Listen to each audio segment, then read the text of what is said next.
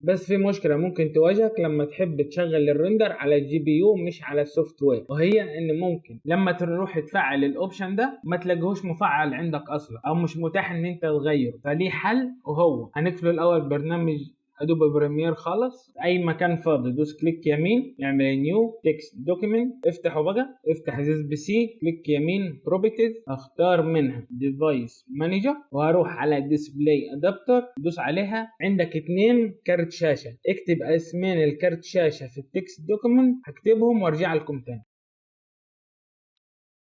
بعد ما اكتب اسمين كارت الشاشه في التكست دوكيمنت اللي فتحته هقفله وادوس سيف. بعد كده هقفل دول خلاص مش عايزهم، هروح على ملف التكست دوكيمنت اللي كتبت فيه اسماء كروت الشاشه اللي عندي، هم تقريبا هيبقوا اتنين او واحد عندك على حسب اللي عندك هتلاقيه، اكتبه في الملف من جوه وغير اسم الملف زي اللي انت شايفه مكتوب ده بالظبط، اللي هو كودا اندرسكور سبورتد اندرسكور كارد، وهسيب لك اسم الملف اللي تسميه بيه في الديسكريبشن برضه. بعد كده هاخده كوبي او كت براحتك، هروح على الملف بتاع برنامج ادوبي بريمير نفسه، هخش على السي. بعد كده انا عندي 2 بروجرام فايل عشان انا 64 بت، 32 هتلاقي ملف واحد بس، 64 هتلاقي ملفين. ال 64 بت يخش على بروجرام فايل، ال 32 انت مش هتلاقي اصلا غير ملف واحد يعني. بعد كده ادوبي، بعد كده ادوبي بريمير برو، وادوس له بيست هنا كونتينيو، وكده هتتحل معاك المشكله على طول.